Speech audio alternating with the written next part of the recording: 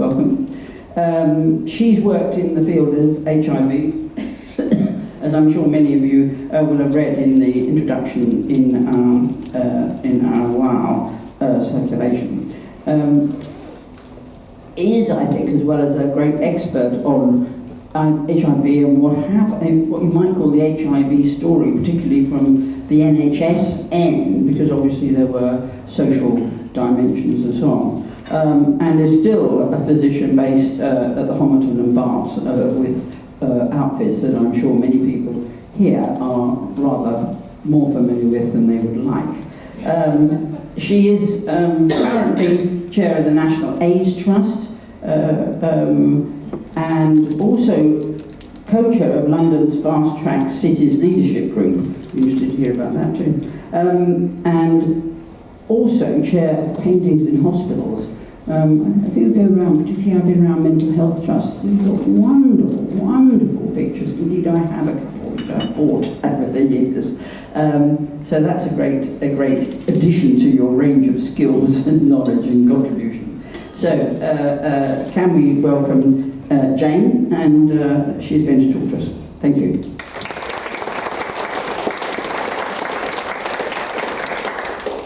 Well, Paula, thank you so much for the introduction, and Margaret, thank you very much for the invitation, and it's a huge privilege to be here. Margaret's been immensely patient, so just for any of you who are thinking about volunteering, you have to do a lot of emailing and a lot of prodding, and Margaret's been incredibly patient on that. So it's a real privilege to be here and a pleasure because I am a proud Islington resident and have lived in the borough since 1981, which coincidentally is the year that the first cases of AIDS were described.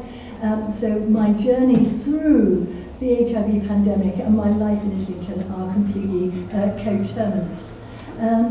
So what I'm going to try and do is think a little bit about where HIV has come from, where we're trying to get to, whether it's realistic, what are the potholes, what are the barriers, what are the things that will stop us on the way, and a little bit perhaps about some of the aspects that are particularly relevant to people in the latter third perhaps of their lives. I qualified 40 years ago, and I was at St Mary's Hospital, Paddington, which is one of the first centres where people who had AIDS were coming in through the front door. So I ended up inevitably meeting people at the very beginning of the pandemic who not only did we see really extraordinary and very frightening and very disturbing illnesses, but we were also taught by incredibly inspirational doctors at that time, because the people who were willing and able to grapple with this new problem tended to be people who were already interesting and thinking about things in a different way. So I had the huge privilege of being brought up, if you like, by some of the most inspirational teachers that I could hope for. So let me just put this to you. I mean, how often do you think about HIV these days? I mean, are you prompted by World AIDS Day message? December the 1st? Did you watch It's a Sin with a sense of kind of, I remember that, but isn't that all over now? Maybe you saw it as a historical drama, which indeed it was at the time, but it hasn't gone away. And I think this is one of the big issues we've got. We have made the most amazing progress, and we should celebrate every single step of the way. But we must not take it for granted that it's gone. It hasn't. And I've got some numbers here for you. This is 2022. And even in 2022, with all the tools, all the things we have, 1.3 million people across the world acquired HIV for the first time. Now, these are people we know about. So it's probably a gross underestimate. 630,000 people died from an AIDS-related illness, even 2 years ago. And overall now, which is a great triumph, nearly 30 million people are able to access treatment, which is a huge benefit. But we've got altogether about 39 million people in the world, so there's still a huge shortfall in treatment access. And if we go back to the beginning, over the last 4 40 years, 42 years, 85, 86 million people have acquired HIV, and about 40 million people have died. And it's interesting, isn't it, because people talk about COVID, the great pandemic, and HIV with all these numbers slides into the background. And I think it's really important that we acknowledge that globally. Now, I brought some graphs and some figures, but I don't want to get too bogged down in numbers and technicalities. But nonetheless, I want to give you, if I can, a little snapshot of what's changed, why you might not have heard about things as much as you used to, and what's actually happening.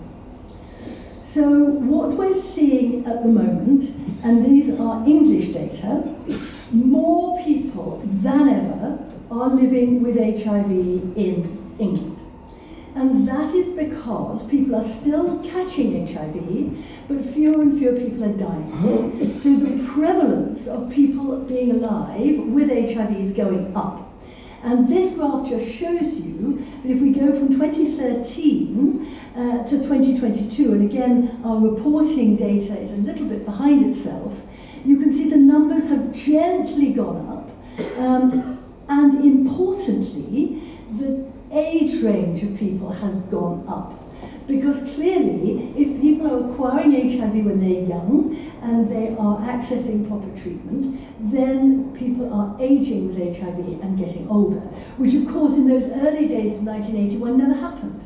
And so there's a huge amount we don't know, because a lot of people who are getting older with HIV, they're at the front end of finding out and the challenges that we're learning about, because it was always perceived as a young person's condition.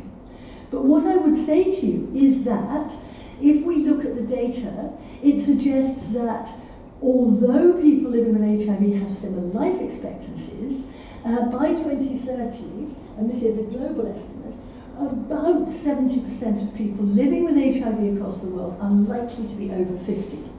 Now, in the medical world, over 50 isn't considered to be yet in the sort of older age, but it's a hell of a lot older than people who are in their early 20s and 30s, which is where the medical system was initially designed for. So all the medical approaches have tended to focus on tackling the virus, making sure that we're dealing with that.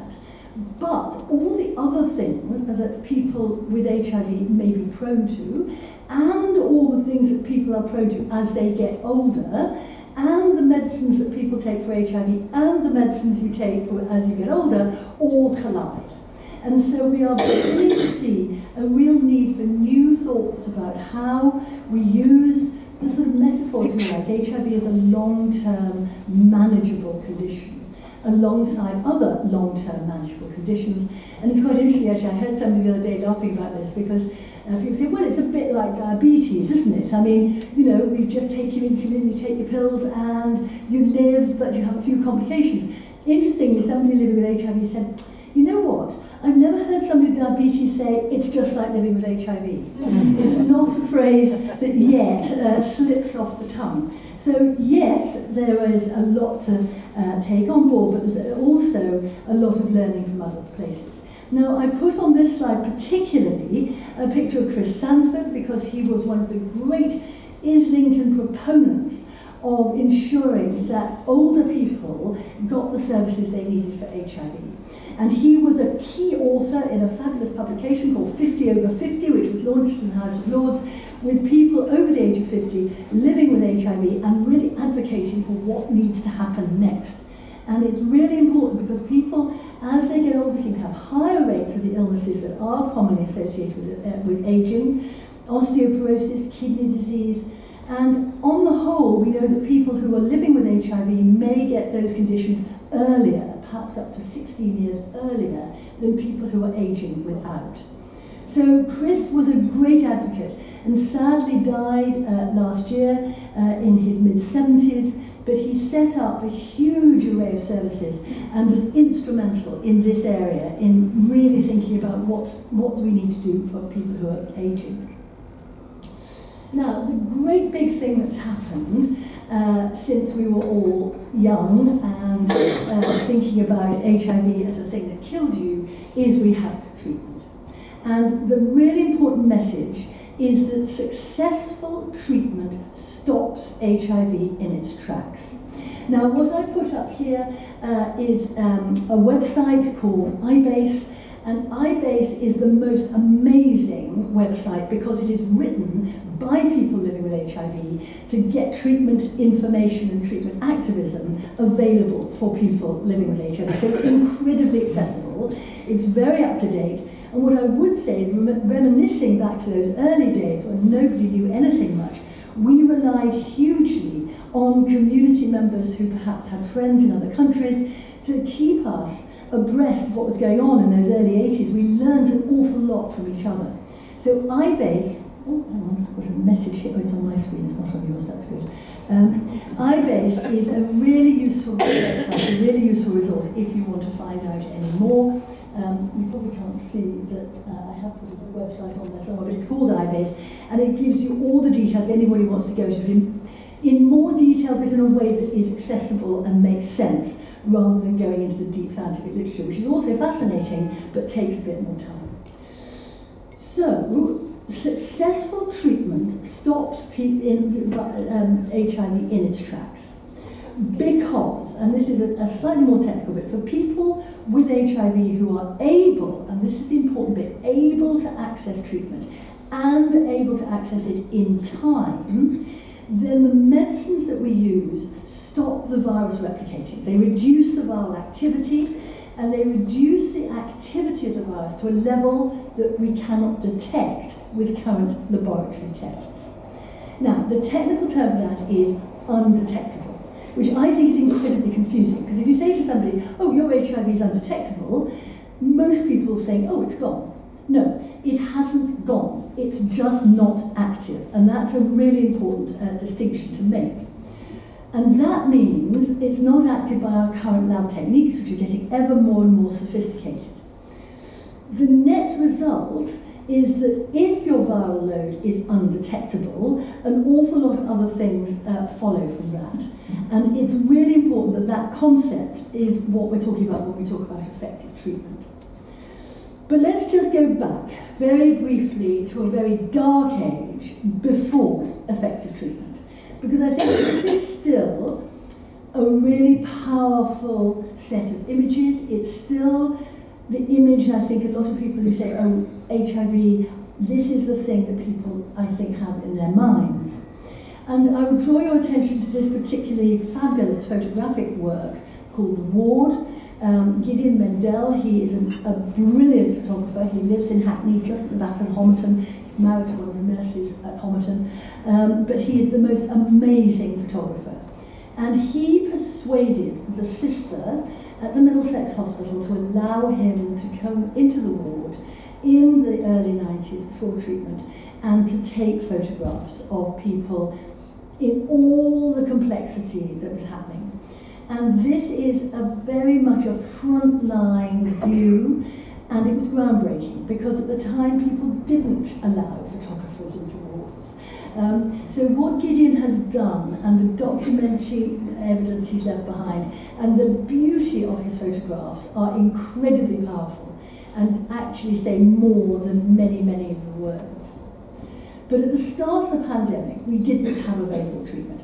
And people would come, they would progress to AIDS, they would have life-threatening infections, and so many people died. And people came into hospital, out of hospital, they came in, we'd firefight, whatever it was, they'd go home for a bit and come back. And so making healthcare settings safe, welcoming, was incredibly important. And I suppose, going back, Paula, to what I'm thinking about paintings in hospitals, I was inspired at that point because we spent a lot of time trying to ensure that people could use the space in healthcare as a therapeutic, safe and uplifting place. And so we spent quite a lot of time thinking about art and bringing painters in. I have a memory of a young doctor when we were having a fabulous discussion with an artist who was offering to paint a huge mural for us. The ward, we had 25 beds at Barts, we had 30 people trying to fill those beds, everybody died. And a young doctor came up to me and said, why on earth are you worrying about paintings when we've got all this going on? And actually I could see exactly where he was coming from, but it changed the dynamic. It made the place that it was. It gave us all a huge amount to think about, and many of the people who we were caring for were artistic, had artistic talents, which they utilised. So I really think that was a time when we learnt a huge amount. But it wasn't until '87 that the first drugs came, and that was AZT, and it was licensed for treatment. It was revolting. There's absolutely no question about it. We didn't quite know how to use it in those early days. We gave people huge amounts. They ended up needing blood transfusions. They had little beepers to wake them up in the middle of the night to take a midnight dose, and it only worked for a little bit. Even all that, it only worked for a little bit. Then we got some other drugs came along, equally disgusting. There was a thing called DDI that came as a shoebox. You had to mix it all up with water, and then you put cherry flavour on top because it was so disgusting. You had to drink it, and it made your fingers and toes go numb and didn't work very well. So it was a really hard time, because if there is something, then you want to try it. But the things at the time were not very efficacious. And it wasn't until 1996 when things actually came together. And we began to use combination therapy, which was absolutely pivotal. So we used combinations of drugs, each of which targeted a different bit of the HIV life cycle. And that was much, much more successful, and it got us to the point where we could see undetectable viral activity. Now I'm showing you this curve because there aren't very many graphs in medicine that look like this. The top line is people dying of AIDS. This is American data, but this is the death rate. You can see it's pretty damn constant all the way through the early 90s. And then we began to use protease inhibitors in combination with 3 drugs at a time. And as the use of those drugs went up, the death rate went down. And it is one of those sentinel slides in medicine, if you like, which has really changed the outlook for people and for the pandemic. And so what we've got here, I think, is this was a real change and a real shift in what we were able to do medically. And that evolution has continued. Those early days, people took handfuls of pills many times a day. They weren't great, a lot of them. We moved to a point where people are taking 1 pill once a day, which is what most people do nowadays, mostly without side effects, mostly all right, and we're moving into long-acting injectables, which is incredibly exciting. So there are drugs now available which you can have a jab once every couple of months. We're looking at using those drugs to extend. So there's a real shift in what's available, and it's incredibly exciting.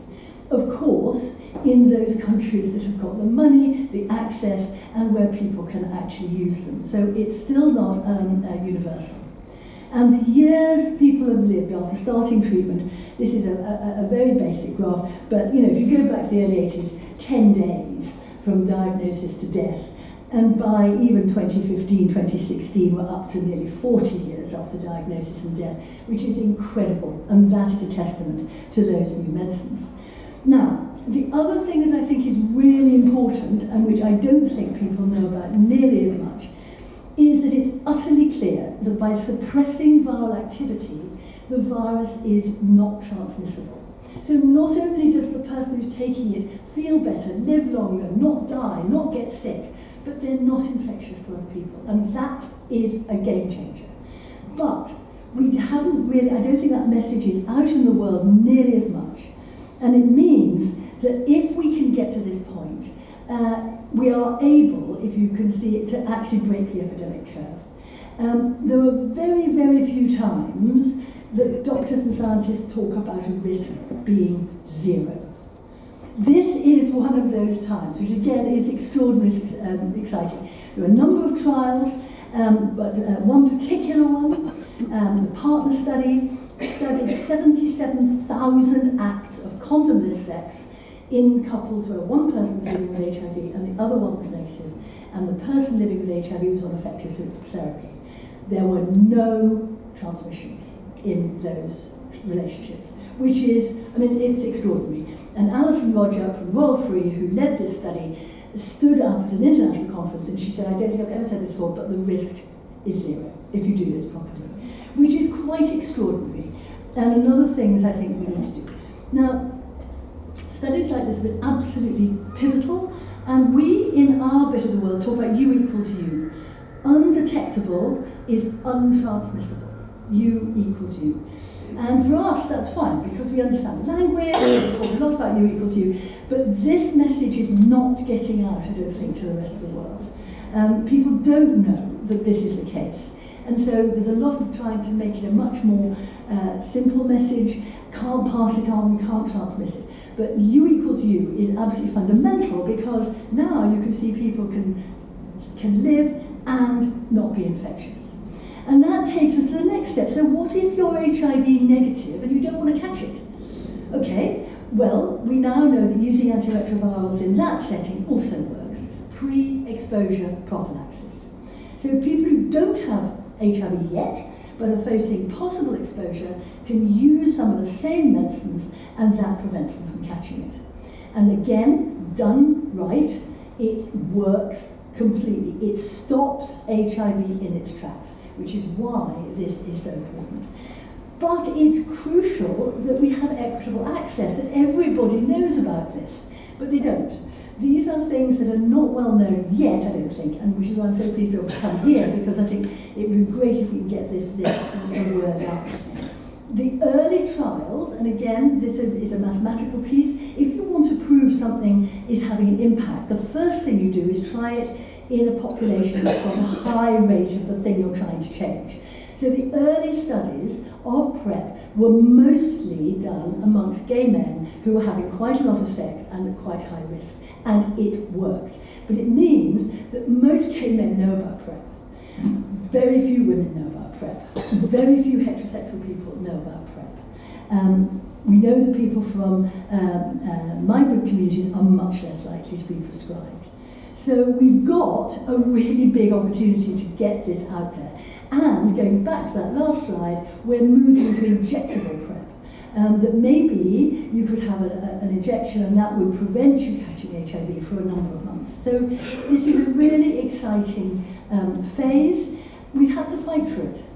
And this was a sensible moment for me as chair of the National AIDS Trust, because although we had all these trials, everything showing that PrEP worked, NHS England said, actually, the law says we can't do prevention. Prevention of HIV is the responsibility of local government. This was after the Land reforms. And in the end, NAT, which I chair, and I think I've been chair for about 2 weeks, took NHS England to judicial review to challenge this, and we won. The judge pointed out in the High Court that NHS England had erred. Indeed, he described them as having erred on 3 occasions, and that indeed NHS England could definitely prescribe preventative treatment.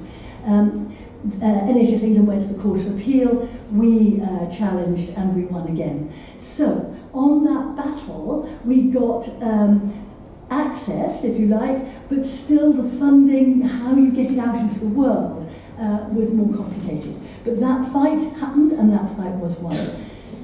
So that takes me to the next thing, because obviously you will be thinking, all right, so if you know you've got it, that's great, you can take treatment. If you know you haven't got it, but you might, you can do something about it. But what if you don't know? What if you've got no idea? So the whole issue of testing is absolutely central to everything. Because until you know where you are on that spectrum, there's nothing, you can't take avoiding action or do anything about it. So testing has gone from a thing of, oh, I don't know if we should do that, oh, have we got consent, to now being routine, opt-out, and really should be being offered almost everywhere where you come in contact with healthcare systems. And I'm just going to touch briefly, there's loads of interventions, but we have just started, 2022, opt-out testing in emergency departments. So people who go to sexual health clinics get HIV tests. Otherwise, you may not. And so the intention was, where do people who otherwise might not get a test go? So we are now doing opt-out testing for all blood-borne viruses, HIV, hepatitis B and hepatitis C, for everybody who comes into an A&E department in London and has a blood test. And in the first 21 months, over the whole part of where this has been happening, 5 areas in London particularly, we have found 627 people living with HIV who didn't know before, and we found another 363 who knew they had HIV but somehow had fallen out of care, had dropped out of the thing. So this is amazing. The hepatitis figures are even more spectacularly high, but, for example, new diagnosis of hepatitis B, 2,500, there are fewer services for Hep B and it's a more complicated pathway, so I'm not going to go down that point. But nonetheless, we can treat, we can prevent, we need to have testing as open and easy as we possibly can. The other thing I'm going to say is the less good things, and that is that HIV thrives wherever there are inequalities. And across the world, people who are already facing exclusion, marginalisation through gender, race, sexual orientation, their migration situation, are disproportionately affected by HIV. That's absolutely the case everywhere. And where those issues all overlap, there's even greater threat. In the UK right now, we have got a massive austerity agenda, more poverty than we've had for goodness knows how long. Homophobia continues, xenophobia, racism, every single which one undermines HIV responses. Because the people who actually need access are not able perhaps to reach the services they need, and people who are struggling, say with food insecurity, living, are street homeless, health comes low on their priority list already, and HIV is likely to come even lower. So if we're going to get this right, we've got to go way beyond health. This is a political, social, economic issue quite as well as the medical bit, because the medical bit can only work if all those other bits are addressed. And that takes me to my hero, Jonathan Mann, for whom we've named the clinic at Homerton. He was really very early on talking about this, and he said the third epidemic, social, cultural, economic, political, is essential to the global AIDS challenge as the disease. Now, he said that in 1987. It's now 2024. It is as true now as it was then. Jonathan was an extraordinary firebrand leader. He left the World Health Organization because he thought they weren't doing enough. He went on working in the HIV field, and he was on a Swiss Air flight in 1998 that went from JFK to Geneva and fell into the sea just outside JFK. And he perished with Mary-Lou, his wife, who was a vaccine researcher in HIV, and had they both lived, and had he continued to be able to be the firebrand, the advocate, and the great human rights advocate he was, I think we would we missed him terribly, but that we lost him at that point. And I'm just going to show you a quick slide here. This has just come from the UK HSA, showing us they have correlated in London the indices that go with deprivation, and there are a whole set of things that actually fit with that, and rates of HIV infection. And we can see that people who are living in the most deprived areas of London have 6 times the rate of HIV as people who are living in the least deprived. So that is actually quite a big shift. When we go back to PrEP, we know that 2/3 of NAT have done a great report looking to see whether people can access this. 2/3 of people who tried to access PrEP couldn't, and we know that very few other communities know about it. So there's a huge amount more to do. And I've got one other slide I just want to show you. Just look at the pattern, that's what we need to look at. If you are a woman living with HIV, there is a risk that the HIV can be transmitted vertically to your baby. We've come so far, it's unbelievable. We are testing in antenatal clinics, women are actually getting the treatment they need, and so if you look, 2006, 2007, that's a great big high bar, and by 2020, 2021, it's a tiny bar. But it should be 0. And when you dig into those 5 women in that year, they are people who didn't have a house, who didn't have food, who didn't have money, who couldn't speak English, who were not in the system. So this is a social, political issue, because we're not going to get to zero until we deal with that.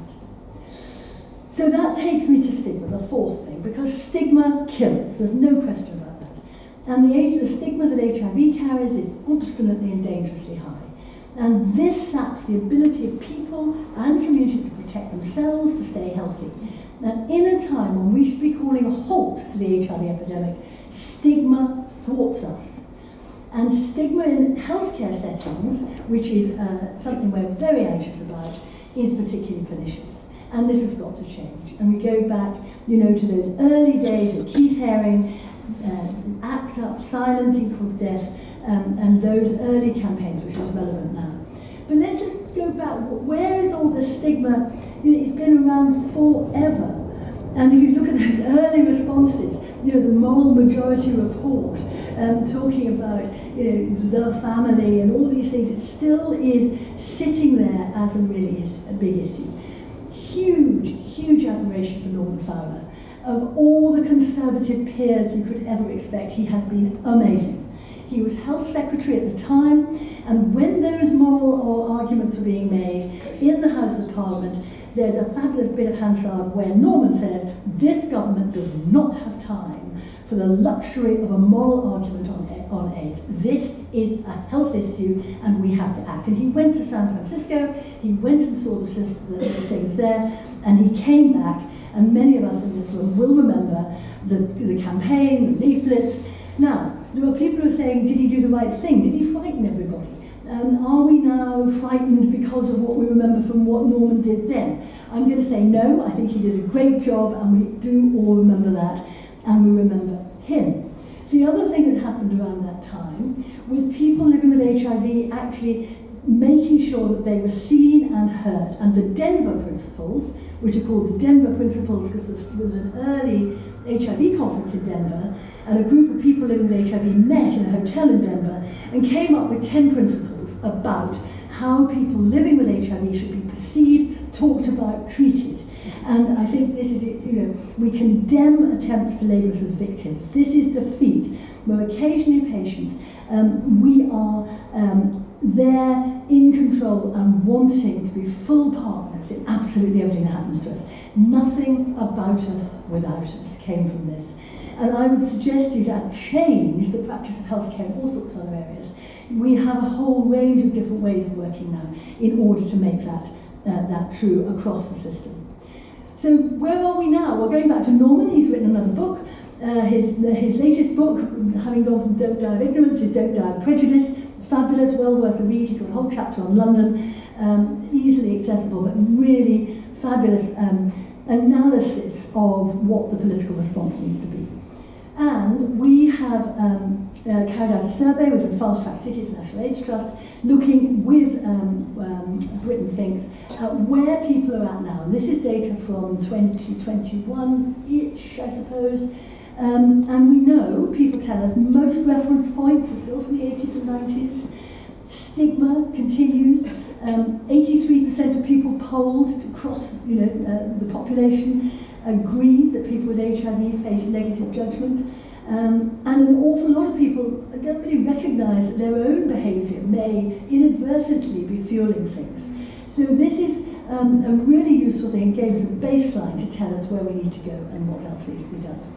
More recent data from people living with HIV has shown some real concerns about stigma and discrimination in healthcare settings. This is the past year, this is 2022 data. 1 in 6 people living with HIV, attending or thinking about going to an NHS service thought they might be treated differently. 1 in 10 are frightened to go to healthcare services. 1 in 17 avoided seeking healthcare, and 1 in 20 thought they weren't very well treated. Now go back 10 minutes, and we want everybody to take a test and think about taking medicine and get engaged with healthcare. This isn't helping, and it's got to stop, and we've got to see how we're going to make a difference. So, where are we going? That's kind of the backstory. We have got a plan. We have a national plan towards zero. We have an action plan. It came out in 2021, cross-party support, that we are going to get to 0 new HIV infections in England by 2030. Hooray. And there are, I would just say, 6 years left, which is kind of not very long. And there's a lot of work to do. So there are 6 years left, and the goal, I think, is going to remain out of reach if we don't deal with stigma, discrimination, all those social issues. There is still time, but there's an awful lot to do.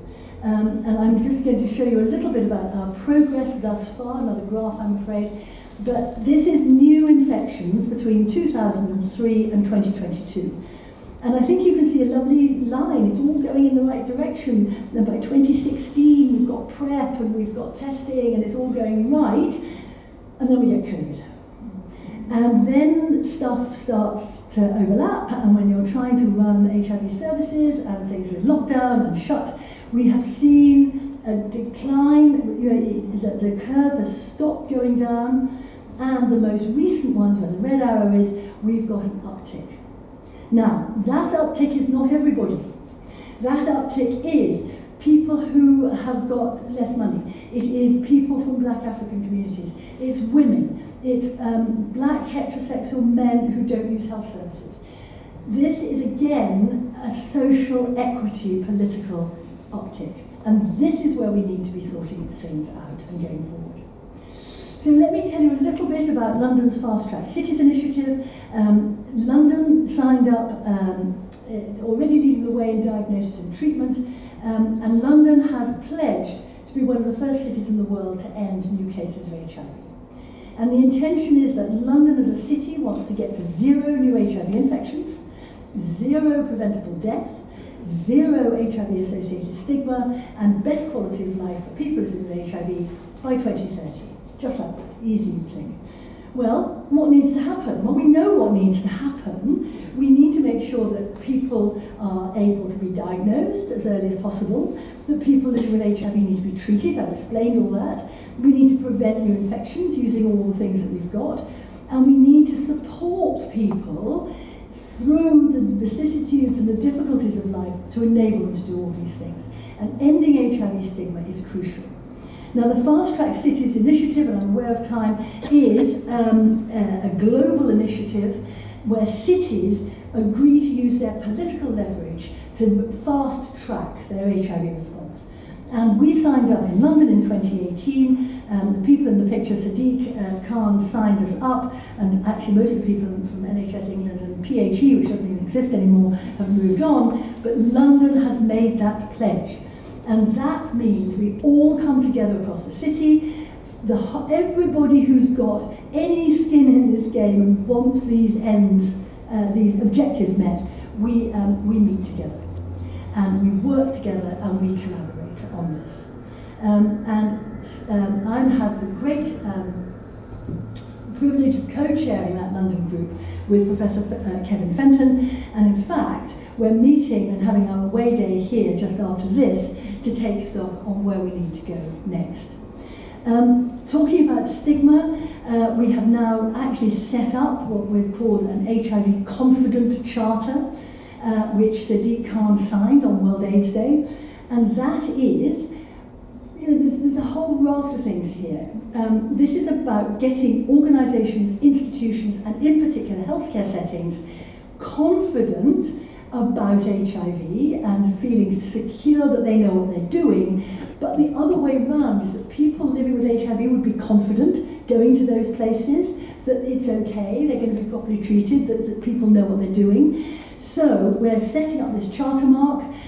It's going to be a national charter mark. Fast Track Cities and National AIDS Trust are leading on it, and Sadiq signed up the GLA on World AIDS Day. And this we see as the first intervention to really try and tackle some of these problems. So can we do it? Well, yes we can. But I think we've got to stop HIV from standing in the way of health, dignity and equality. And that's the remit of everybody, even everybody in this room. We've all got something we can do about this. Because actually ensuring we're talking about what's happening, that we're up to speed on what's happening, that we know that people living with HIV on treatment are not infectious, knowing that they're facing a whole wealth of difficulties that need sorting out. We can do these things. But we've got to put the right services in the reach of those that need them most. We've got to ensure that everyone can test and know their HIV status and take the right actions. We've got to optimise prevention interventions, and getting this to happen takes a whole system, it takes a whole city, it takes a whole country, and ultimately it's going to take the world to buy into this. And we've got to go beyond health.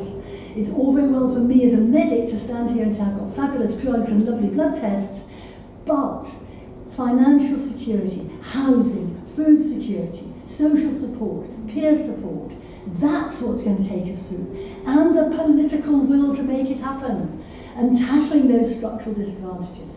So we've got to be activists and keep coming back to what underpins all this. And that is the thing that's going to guide actions for our advocacy, hold government and partners to account for getting this right. So I'm going to leave you with a couple of optimistic pictures. I'm going to show you a picture of a fabulous book called Our Stories Told by Us, which is the most amazing piece. It's a beautiful book. It is led by 4 women of Black African heritage who've lived in London with HIV for many, many years, and they have gathered stories from those communities which make them visible out there, and people are beginning to talk. And it's made a huge, huge difference. And this is a fabulous book. But this is a story of resilience, of strength, of community leadership, and of a way forward. But we must never forget. And I would bring to your attention in the US, there's a huge memorial quilt. We have a UK memorial quilt. We don't have anywhere to put it up all the time, so some of the time it lives at Positively UK, some of the time it lives in a garage in Manchester, sometimes it depends, it gets got out and hung up, and we need to find a way to show it, because it is a memory of all those lost futures.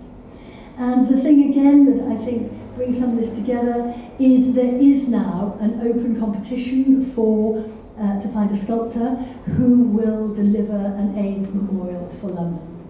And on last year World AIDS Day, Sadiq Khan announced £130,000 funding from the GLA group for diversity in the public realm, and that would go towards London's permanent memorial. There's been a short list of artists selected to create the memorial, and that shortlist has been announced, and I had the huge privilege to have been on the judging panel for the finalists, but we're not allowed to say anything, but somebody has been chosen, and it's an incredibly exciting moment that we are able to have something that will remind us. It's going to be unveiled in Fitzrovia. Camden have given the space. It's in Store Street, in that curvy bit outside the building centre. So the sculptors who've been commissioned, who've been in the thing, have come to have a look to see what they think they want to do there. And you know, New York's got a memorial, Munich's got a memorial, Manchester's got a memorial, and we must never forget. We must never forget. And we stand on the shoulders of those people who went before us. We only have drugs because people did clinical trials. We only have tests because people took them. We only have what we have because of the people that went before us and fought for that. So I leave you with, I hope, the fire to think we can do this, we can get to the end of this. If we do, it'll be the first infectious disease that doesn't have a vaccine and doesn't have a cure, and we can get rid of it without those two things. We can do it. We have the tools, we need the will. I'm going to leave you with this because Islington has got a lot of HIV support services, and if anybody wants, and if I've stirred somebody up or you want to talk or you need some help, there is a very good group of people in Islington. So Paul, I think I've gone on a bit too long, but at that point I shall stop.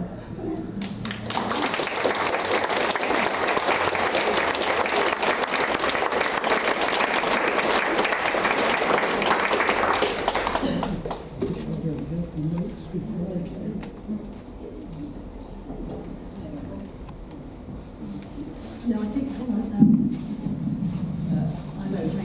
Thank you very much. Inspiring.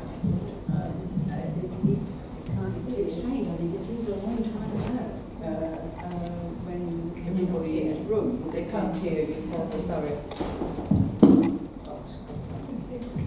Thank you.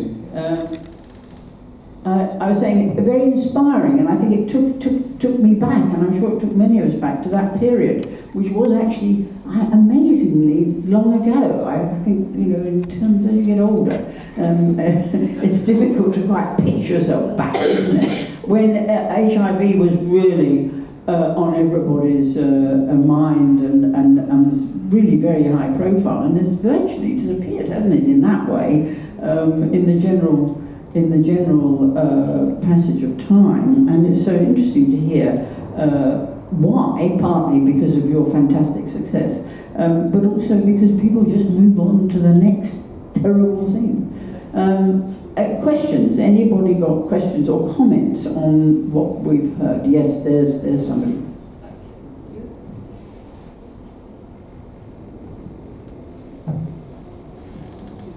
Going back to the very early days, do you have any idea where the virus originally started? Yes, so it's clearly a cross-species jump, and there's an amazing molecular epidemiologist who works out of the University of Nottingham, who, through very, very detailed investigations, largely of using monkey and orangutan poo in Kinshasa, has tracked back the molecular epidemiology. The first outbreaks were probably on the Congo-Cameroon border. They are probably related to species jumps of similar viruses, and they probably were there for a long time at very low levels, because people weren't necessarily travelling much, and that's probably at least 100 years, probably a bit more ago. But as people became, there was more travel, as the River Congo became much more of a to and fro, people began to move and migrate to cities, then more people came together and became a nucleus. So that's the most likely starting point. That's interesting, isn't it? Because it's a little bit like, reminds me of COVID, you know, which of course moved much quicker. Because now we're in the middle of a travel burst, so that things can whiz around. And in those days, as you say. But of course, with COVID, you get ill quite quick. Yes. Or, you know, so all those cruise ships where people started coughing within a fortnight, with HIV, you can catch it and be completely fit and well for 5-10 years, and infectious during that time. So the things that don't show travel more insidiously than things that do. Any other questions?